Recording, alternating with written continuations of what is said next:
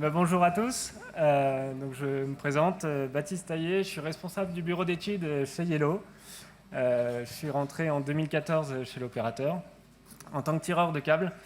Et du coup, avec les années, j'ai pu évoluer au sein des équipes. Euh, on va prendre un peu le contexte de ce pourquoi je vais vous parler des outils et d'une maîtrise des interconnexions SI et SIG en temps réel. Chez Yellow, on est aujourd'hui à 13 000 km de câbles métropolitains. Donc ça fait maintenant un gros réseau, 11 000 km de longue distance. On a multiplié par 10 nos équipes terrain. On est passé de 20 personnes à 200 en 2 ans. Voilà, donc on a une forte croissance. Yellow, donc opérateur d'infrastructure, on déploie de la fibre, on l'opère. Du coup, on doit la répertorier et surtout maintenir un inventaire parfait pour pouvoir répondre aux besoins quotidiens des équipes et de nos clients. Donc, on déploie de l'accès fibre allumée, donc de la FTTO, de la fibre noire, également du transport WDM. On va se concentrer un petit peu sur la partie FTTO. Donc, les outils doivent suivre la croissance du réseau. Pourquoi ? Parce qu'au début, on a un petit réseau de quelques kilomètres. Au début, on peut suivre nos équipes par téléphone, avec des papiers, avec des Excel, des impressions. Voilà, on peut faire quelque chose d'assez simple, humain. Ensuite, dès l'instant qu'on commence à avoir un gros réseau, quand le réseau croît, on est obligé d'adapter nos outils de communication, nos plans, nos retours. C'est très important pour mettre à jour l'inventaire, par exemple. Donc pour ça, on crée des outils qui évoluent chaque jour avec l'évolution du réseau. Donc on va parler donc des outils aujourd'hui et d'inventaire, les choses les plus importantes pour maintenir et opérer un réseau. Donc qu'est-ce qu'on va retrouver sur un SIG ? Donc là, par exemple, dans le contexte Yellow, on va retrouver nos POP, nos câbles, nos boîtes de protection des fissures, donc c'est les boîtes dans lesquelles on va raccorder nos câbles. On va retrouver les zones d'intervention de nos équipes. Donc on a 12 CTR répartis, donc les centres techniques régionaux. On a 12 centres techniques répartis sur toute la France pour ensuite déployer nos clients. On répertorie également nos points de livraison, forcément. Donc tout ça, ça fait énormément de données. Et il faut les ordonner, il faut une bonne symbologie, c'est-à-dire une symbologie claire, efficace, lisible par tous, par un gars terrain ou un gars bureau. Voilà, c'est très important d'avoir quelque chose de clair. Concernant nos POP, ça représente environ 500 points, donc ça commence à faire. Côté fourreau, on a environ 200 000 fourreaux traversés, 20 000 boîtes par exemple. Et ensuite, dans ces boîtes, comme on va raccorder de la fibre, il va falloir mettre des outils d'inventaire dans notre SI fiables et surtout en temps réel parce que ça représente maintenant environ 1 million d'épissures, voilà, sur tout le réseau. Donc du coup, tout ça, il faut bien leur donner et surtout bien le maintenir à jour pour maintenir le réseau correctement. Donc, les besoins, on s'est posé... Au tout début, comme je vous disais, on travaillait sur papier. On a dit qu'est-ce qu'on a besoin pour avancer sur notre réseau, sur comment continuer de déployer, mais surtout comment continuer d'avoir un inventaire correct, un inventaire parfait pour avoir les informations les plus claires possibles. Donc ce qu'il faut, c'est de l'uniformisation des données. Donc c'est tout ce qui est process, communication.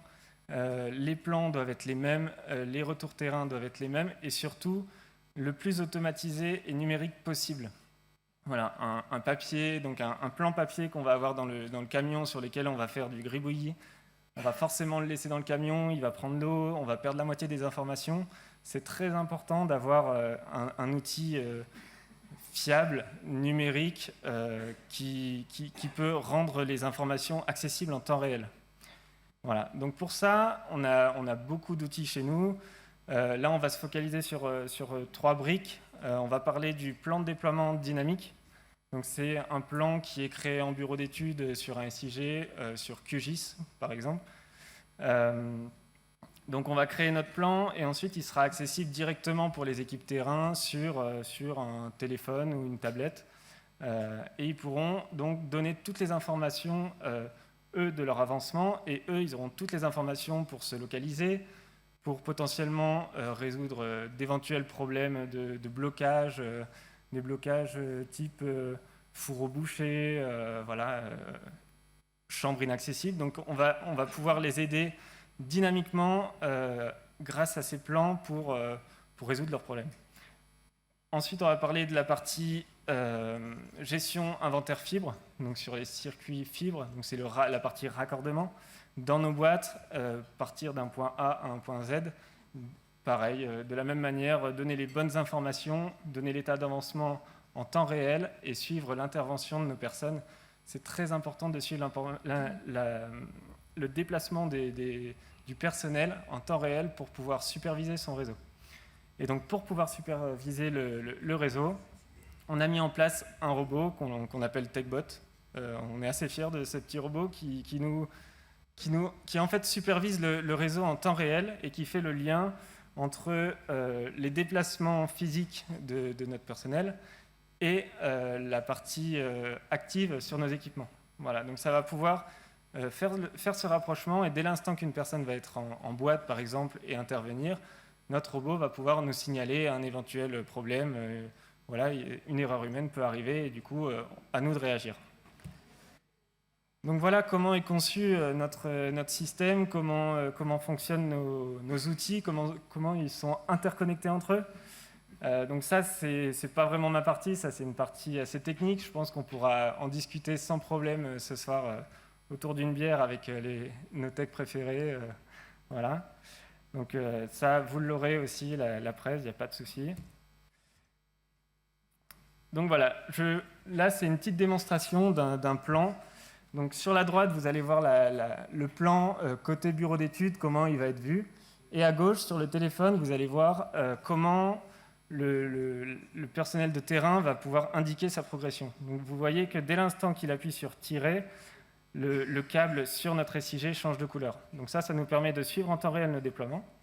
Et également, là, par exemple, il rencontre un problème. Donc ça peut être, voilà, fourreau bouché, il n'arrive pas à passer, etc. Donc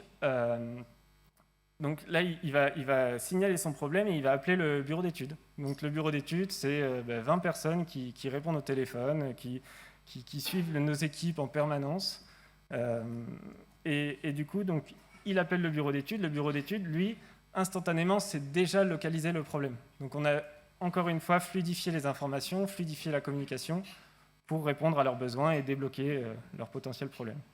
Voilà, donc ça, c'est l'interconnexion entre les deux. C'est vachement important pour pouvoir suivre et débloquer au plus vite les problèmes de terrain.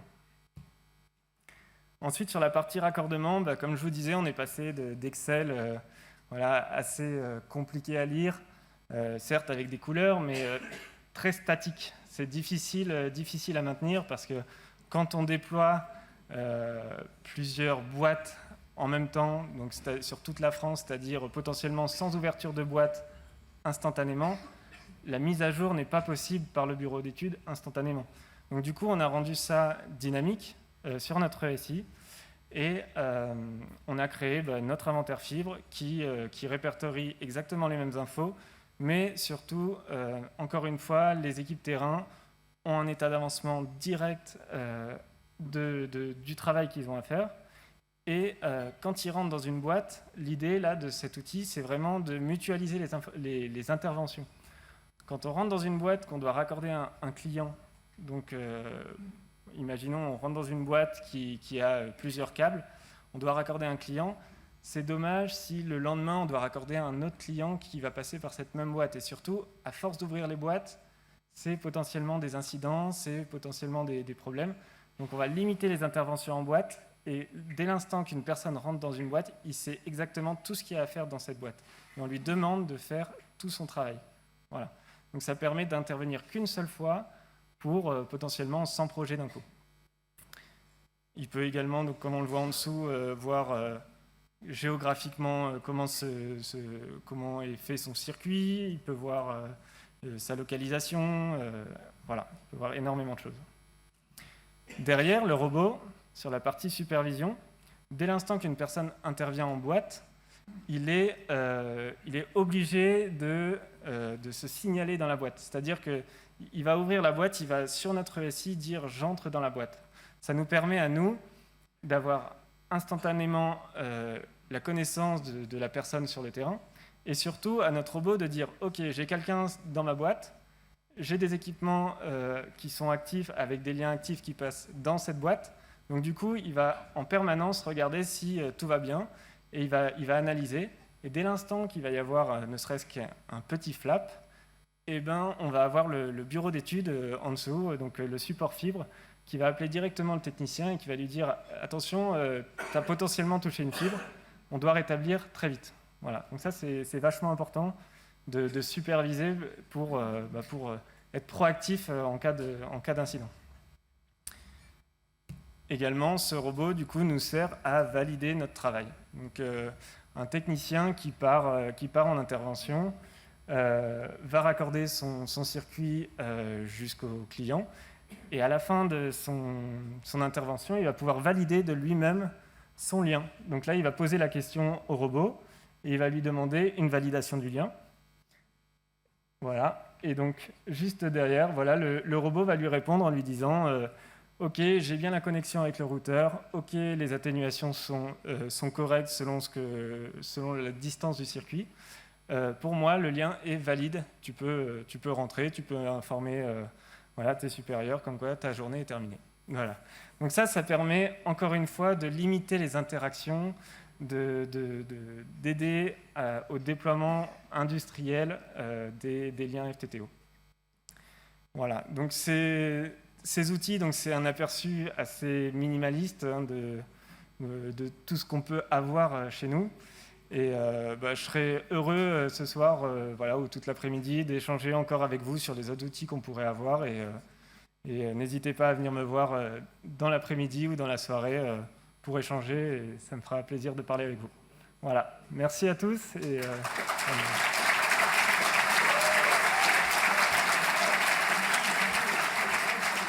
il y avait peut-être une question. Il y avait peut-être une question. Oui, là. Attends, tu peux revenir. Oui, bonjour. Et si les différents opérateurs se partageaient leurs outils, histoire d'éviter de chaque fois refaire la même chose?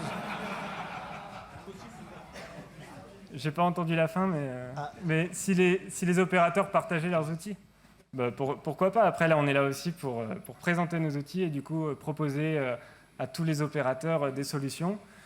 Évidemment, nous, on a tout développé en interne, ce qui nous a permis d'éviter d'être enfermés par des solutions toutes faites. C'est facile d'aller chercher un outil sur une étagère. Par contre, c'est très difficile ensuite de le faire évoluer. Nous, le développement en interne nous permet au jour le jour de développer nos outils et de correspondre au développement du réseau et de la société. Voilà. Merci. Allez, il y a une deuxième question. Allez, vite. Merci Philippe. Du coup, les techniciens que vous avez sur le terrain, c'est 100% des techniciens internes, alors vous êtes des techniciens externes. Et si vous êtes externe, est-ce que c'est pas trop dur de suivre qui vient? Parce que parfois, il y en a un autre qui remplace, qui est peut-être pas au courant, qui a le process, etc. Alors, c'est, on va dire, 90% d'internes. On va avoir des prestataires, mais nos prestataires sont tous formés. Dès qu'on rentre un prestataire chez nous, on les forme et on les accompagne sur l'utilisation de l'outil. Ils sont obligés d'utiliser nos outils et nos solutions pour pouvoir déployer avec nous. Voilà. Merci. Voilà.